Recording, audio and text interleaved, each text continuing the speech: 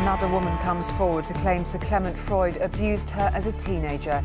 Ahead of revelations in an ITV documentary tonight, Vicky Hayes said the late broadcaster and MP manipulated her and her family. As far as I felt, he was a friend of the family, not somebody who was going to rape you. And tonight, another development. The NSPCC have told us they passed Freud's name to the police's Operation U-Tree, set up in the wake of the Savile scandal in 2012. Also on News at 10. I'll sort it. Sir Philip Green's pledge on BHS pensions in a testy meeting with MPs. So do you mind not looking at me like that all the time? It's really disturbing. Choppy waters in the EU debate. Farage's flotilla barracked by Bob Geldof. And brace yourself, Tim. Advice from fellow astronauts as Pete prepares to come home.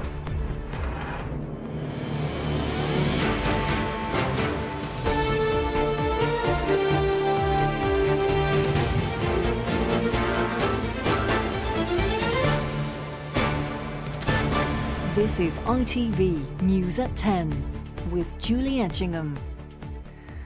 Good evening. If you were watching last night, you will not have been able to forget our report on Sir Clement Freud. We carried the findings of an investigation by the ITV programme Exposure into the late MP and broadcaster and his secret life as a paedophile. This morning we were contacted by another woman who says she was also groomed, abused and raped by Freud, someone she too thought of as a family friend. What she told us is explicit.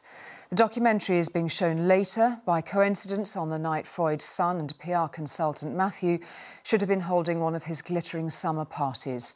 It has been cancelled. You don't expect a friend of your parents to rape you, basically, do you? That is a question that has haunted Vicky Hayes for almost half a century. As a teenager, she worked as a waitress in her parents' fish restaurant in Lincoln. The well-known food critic Clement Freud became a regular visitor. What was his game when he came to Sex. your dad's restaurant? It was sex, wasn't it? It was absolute grooming a young lass who he knew hadn't been anywhere or done anything particularly or travelled, and he was definitely, sex was the motive. He'd befriended my parents, and had made them notable, and he was, as far as I felt, he was a friend of the family, not somebody who was going to rape you. Vicky says Freud, who was also a racehorse owner, played on her love of horses. She was 17, she says, when he took her to Newmarket, plied her with champagne and raped her, followed hours later by a second assault. He came up behind me, pushed me onto the bed, face down, and tried to rape me, and I said no.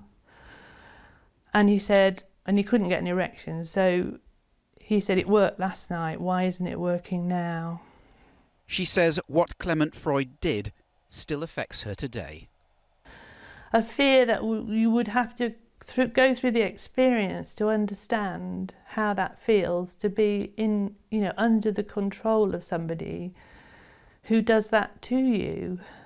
He told my parents there was going to be a housekeeper there, and they believed him. Why wouldn't you? He was a pillar of society, supposedly. Why did you not feel able to tell anybody at the time? Because I think my father would, and, joking apart, would definitely have killed him.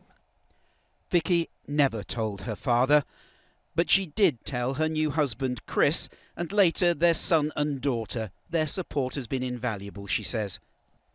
In later years, Vicky was particularly upset seeing Freud had befriended Madeleine McCann's parents, Jerry and Kate, questioning his motives.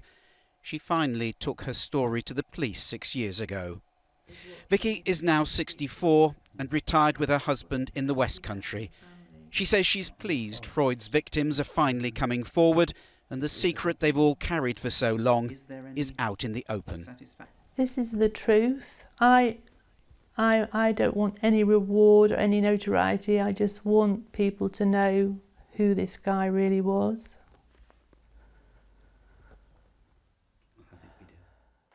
Vicky Hayes talking to our correspondent Paul Davis. And tonight the children's charity, the NSPCC, said it had received complaints in the past about Sir Clement Freud and had passed them to Operation U-Tree, the police investigation set up after the Jimmy Savile scandal. The police say they will be assessing the allegations made in tonight's documentary and will decide whether any criminal investigation is required. And you can join me for that edition of Exposure, which is coming up a little later after the news from your part of the UK. Trying to get to the truth about who is responsible for the collapse of BHS is proving a tricky task for MPs. They had Sir Philip Green in front of them for 6 hours today. But at the end of it all, the only blame he would accept was that he had picked the wrong guy to sell it to. He said sorry to the workers, but promised to fix the company's pension scheme. We'll sort it, he said. Sir Philip Green owned BHS for 15 years. The business helped make him a billionaire. But 1 year after he sold it and BHS is bust, 11,000 jobs are being lost. MPs pushed for answers in a 6-hour session that was often ill-tempered. I just think that's an unnecessary statement. I think you should withdraw it. I think it's very rude. Which bit of don't remember is difficult for you to listen to? Could you, sir, do you mind not looking at me like that all the time? It's really disturbing. Sorry? No, you just want to stare at me. It's just uncomfortable, that's all. Green had prepared for this session and he opened with the apology. Nothing is more sad than how this has ended. And it didn't need to be like this. And I just want to apologise to all the BHS people who've been involved in this. Green was sorry for the situation. He doesn't feel the collapse of BHS was his fault. Instead, he blames Dominic Chappell, the man he sold the company to for £1. This was an honest mistake, right? And unfortunately, we sold it to the wrong guy. As well as the apology, Green came armed with the offer, a pledge to address the huge gap in the BHS pension scheme. I don't want to blame anybody else, right? It's my fault, okay? The answer is it wasn't dealt with, we're here, and we have to find a solution. Green plans to revive a proposal he first made 2 years ago that 16,000 members accept a cash lump sum in lieu of their pension and 6,000 receive their full pension but accept lower annual increases. Now, the details are still being worked out, but this solution is likely to cost Green in excess of £275 million. I'm delighted to hear that a proposal is going to be put to the trustees, to the PPF and to the regulator. Until I see the proposal, I can't tell members what it will mean for them, but if it delivers benefits higher than PPF, that must be a good news story.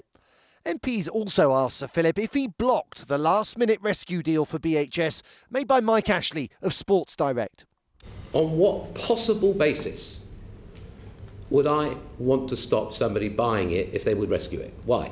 Ego. Oh, please. I mean, come on. That's an insult. Green was also asked about his tax affairs. He said his conscience was clear and suggested that some of the anger directed at him is a result of his lifestyle. Envy and jealousy, my doctor told me, are 2 incurable diseases. I've done nothing wrong. We have paid, and I'm happy to send you the numbers, these companies, right, and I'm happy to go through with anybody you want here in your committee, these companies could have been structured much, much, much more aggressively. Today, Green gave us his side of the story, but even as he left, MPs said he still has questions to answer. And Joel's here. So that was after 6 hours, Joel. What was your assessment of what you saw today? That we could have heard it in 2, Julie, frankly. Look, there was the session was fascinating, and we did get some interesting observations. Philip Green did apologise. He did admit to making mistakes about the pension. He said he put them right.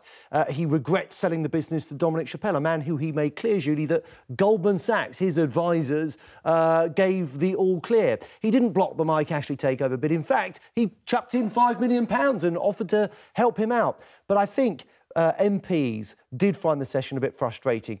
Philip Green is a force of nature, as I think you probably got the impression there from the report. And I think at times he clearly gave MPs the runaround. There was a sense, Julie, listening to that Philip Green was answering the questions he thought MPs should be asking, not necessarily ones they did. And I think speaking to MPs afterwards, they feel that there's still a lack of detail. There's still further questions to answer. They want to speak more, Julie, about the tax avoidance and the way he runs Arcadia Group. And they're thinking of calling Lady Green his wife.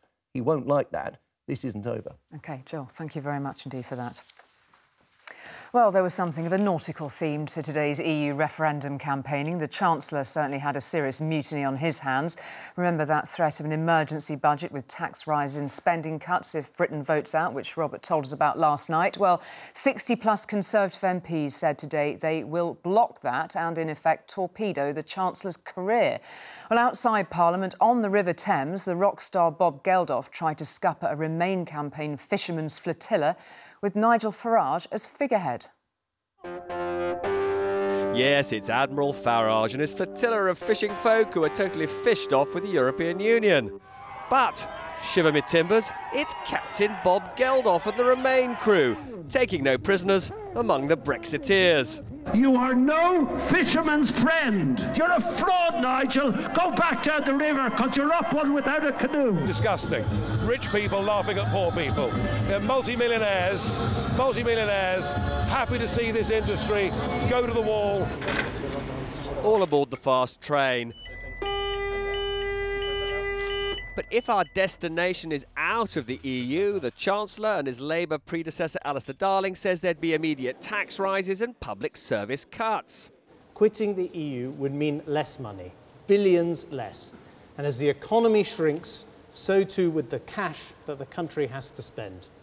It's a lose-lose situation for British families, and we should not risk it.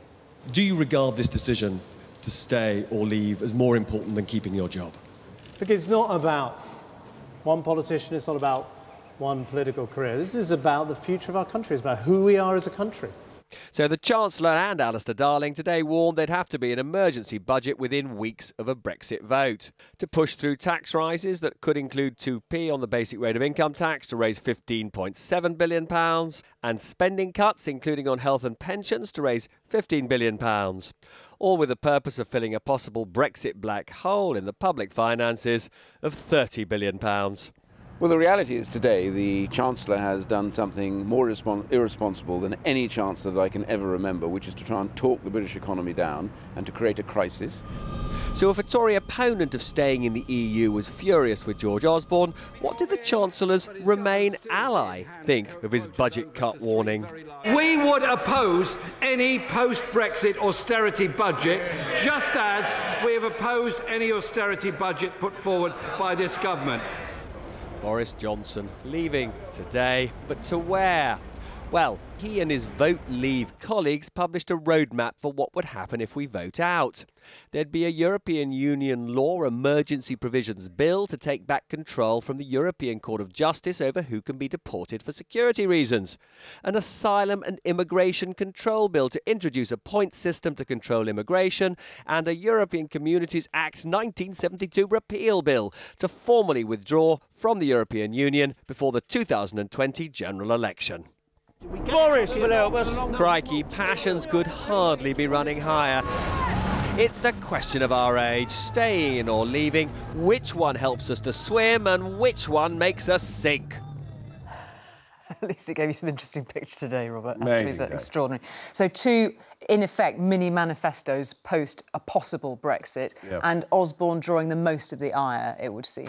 Yes, it was another, I can repeat the word, another extraordinary day in this battle.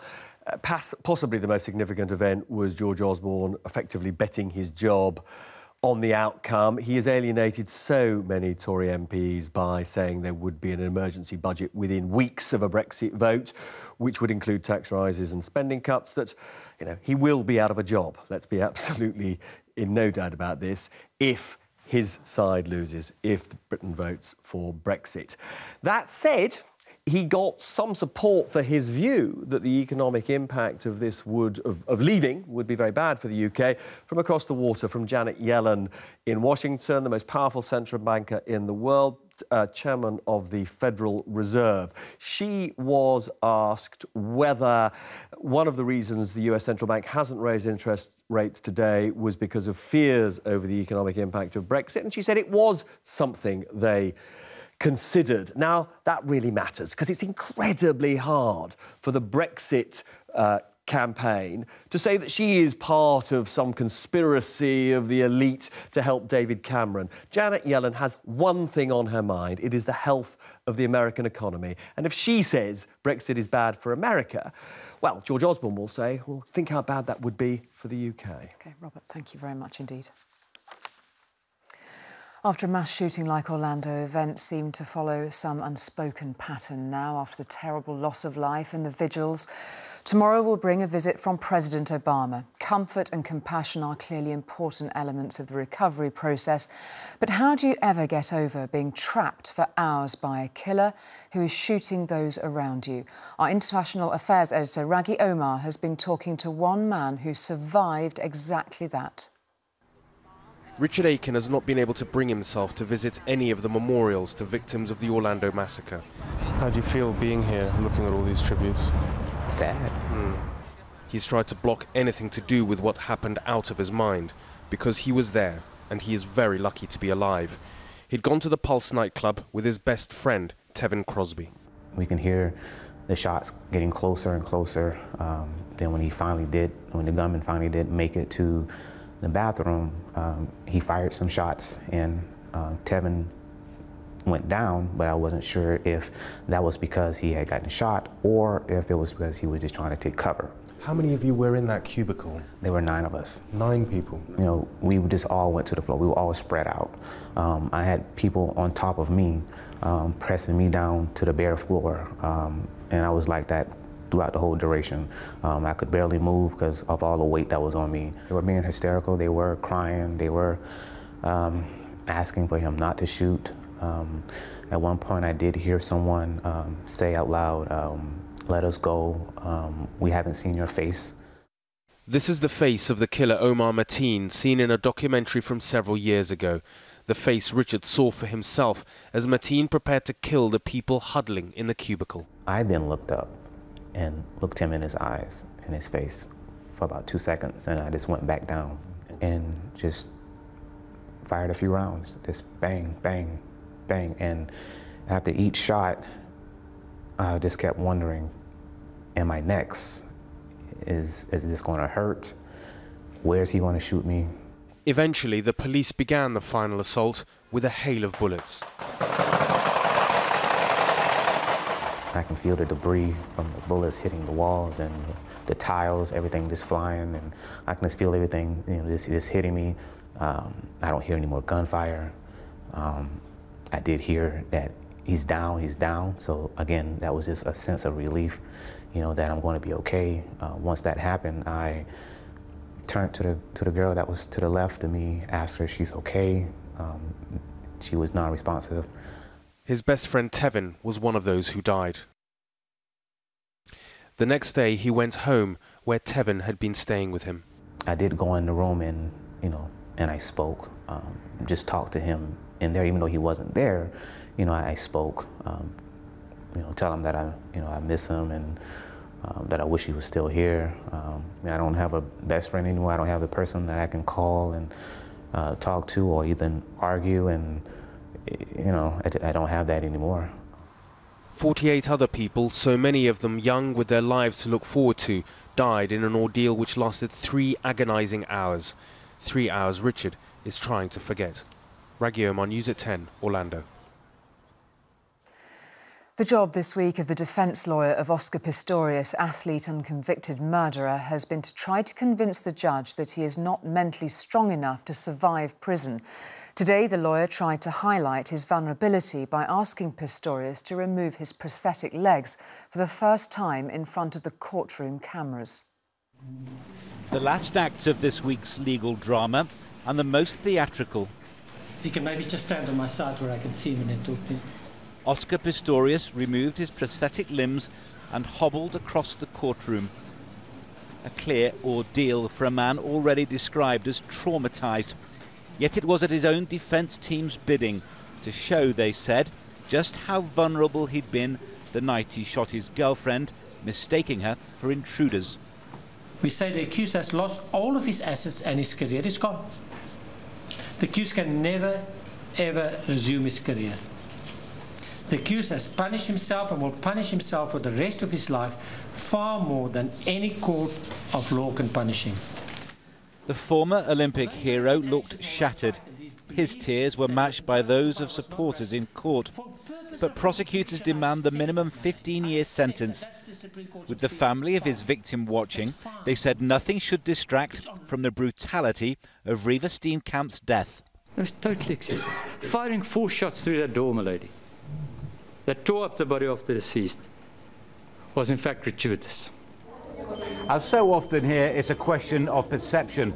Was Oscar Pistorius a furious killer or a fearful man trying merely to protect his girlfriend? He's back in court next month for what should be the final judgment. John Ray, News at 10, Pretoria. The French police made sure they were keeping an eye on England's football fans today, and a short time ago, riot police charged England fans as numbers started to grow. The French authorities have banned the sale of alcohol and drinking in the street to try to stop the trouble. It's not what anyone wanted ahead of what really matters, the on-the-pitch Battle of Britain tomorrow evening between England and Wales. Even Roy Hodgson admits Wales are under far less pressure than he is going into tomorrow's game. And it very much looked like it as a calm and confident group trained in Lens tonight. You know, we're going to make sure that the game and the occasion doesn't get the best of us. We're going to make sure we manage that and just go about our football. With 3 points already in the bag, they can afford a slip-up. England obviously can't. You know, over the last few years, we've definitely closed the gap, and hopefully now we can show exactly the progression that we've made, and there's no better game to show that than against England. Whatever they say in public, there is nothing more that this Welsh team would like to do than to beat England tomorrow, ensuring their own progress out of the group, but leaving England's tournament and Roy Hodgson's job hanging by a thread. Much might depend tomorrow on how scarred this young team is by the last-minute agony against Russia, and will that recent experience feed into the tension? Until that unhappy ending, it had been one of this group's best performances. All that was missing, Eric Dyer apart, a ruthlessness in front of goal. They'll need to find that against Wales. I think there is a confidence about this England team that gives me confidence. Yeah, I think there's a youthness to it, but at the same time a good balance again between youth and experience, and there's a fearlessness to it. Clearly trying to get under their skin, Wales have hinted at English arrogance this week and a lack of passion. If other people have another opinion and think that they're better at it, then that's fine by me, but it's certainly not something that I really believe is worthy of comment, if I'm to be brutally honest. Gareth Bale even suggested not a single Englishman would start for Wales, so... How many Wales players will get in the England team? I don't know, I think that's something you'll have to ask Roy. I'll answer that question. Every bookmaker has England odds on to win this one. Logic says they're probably right, but then logic is a dangerous concept to apply tomorrow. There's so much at play and so much to play for. Steve Scott, News at 10, Lens. Now, during the course of the EU campaign here on News at 10, we've reported the referendum through the prism of different parts of the United Kingdom. But nowhere will the result be followed more closely than in Gibraltar, where most of those who live there think a leave vote could create all sorts of problems. More red tape for its financial services, they reckon, and business-sapping border controls. Located on the tip of Spain's southern coast, Gibraltar, although primarily self-governing, is officially a territory of the United Kingdom. One of the most densely populated areas of the world, it's at 2.5 square miles, is home to more than 32,000 people. And thanks to its tax system, its economy is dominated by the banking and finance sector, accounting for up to a third of its revenue. If you live on a rock in the Mediterranean, 1,500 miles from Britain, attached by a small strip of land to southern Spain, the EU referendum debate can feel very real indeed. No part of the UK is closer to continental Europe, and yet nowhere could look and feel more British. Economically, the colony's in rude health, flourishing on the back of banking and financial services. But the Chief Minister worries for how much longer. If you obtain a license in financial services in Gibraltar, if you're regulated in Gibraltar to the European standard, you can establish yourself in any other member state of the European Union without also having to be licensed. You can passport in. So Gibraltar's livelihood would effectively be cut off. Gibraltar's current economic model doesn't work without access to the single market. Their biggest fear that Madrid would use a Brexit to restrict, even block the border with Spain. It was back in 1985 that Britain insisted Spain couldn't join the EU without lifting the 16-year-long blockade. They did. If Britain now leaves, the Spanish would have something much more attractive to offer. Join us, give us joint sovereignty, and you could win back access to the single market. De la mano de España irían todavía mejor. With Spain, they'd be much better off, this senior politician told me. The Spanish government has made proposals that will give Gibraltar greater stability and calm. They would benefit immensely. Que le daría mucha más estabilidad. But the local paper sees only danger in Spain's warm embrace. The Spanish see this as an opportunity. I think it's clear from the statements that we've heard from the acting Spanish government. So a moment of danger for Gibraltar? Most certainly a moment of danger for Gibraltar, which is why the sentiment here is for Remain. When they vote, it will be with pretty much one voice. Polls suggest close to 90% are going to go for Remain. But there are only 23,000 voters here. Out of 45 million in the UK as a whole, they are going to be at the mercy of others. We searched hard for someone voting Leave, but no luck. You nervous? I am. It could be the end of the business. As bad as that? I think it could be. I think the people in England should be looking what the damage can do to us here, really. Here we are on the doorstep of Europe, and it'd be like complete stupidity to shut the door. A large rock, but a tiny population. They are proudly British, but are looking very nervously indeed at what the rest of the UK is going to decide to do. James Mates, News at 10, Gibraltar. And finally, Major Tim Peake's training should have prepared him for what to expect when he returns to Earth on Saturday. His 6 months in space are up already. If it feels like it's gone quickly, that's nothing. He'll set off for home at 17,000 miles an hour, and then he'll return to Earth with a bump, and a big one, according to a couple of famous old hands who've been describing it to us. You see the fire that envelops your vehicle like you're flying a meteorite. Being crushed and burned and torched 3,000 degrees. It's like you're flying through a blast furnace. Hurtling towards the Earth at 17,000 miles an hour, pinned down by 5 times the force of gravity, one of the world's most famous astronauts remembers his return to Earth as a bone-shattering ride. Tell me about the moment of impact when you actually finally slam into the ground.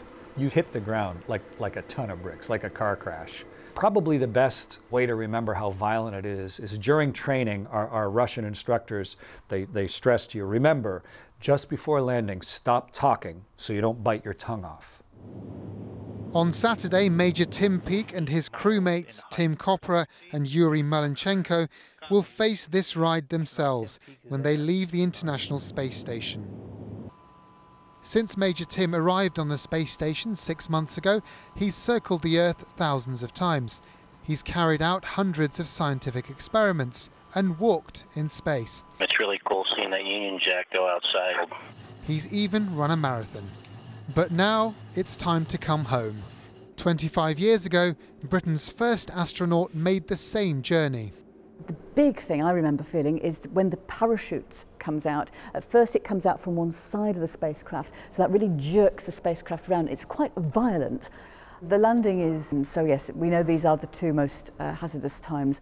At 15,000 feet above the ground, the re-entry capsule's vents will blow open, giving Major Tim and his crewmates their first breath of Earth air for 6 months. You can start to smell grass and trees as this little magnificent vehicle has delivered you through this hell of an entry. It's an amazing process. It's brutal. It's physical.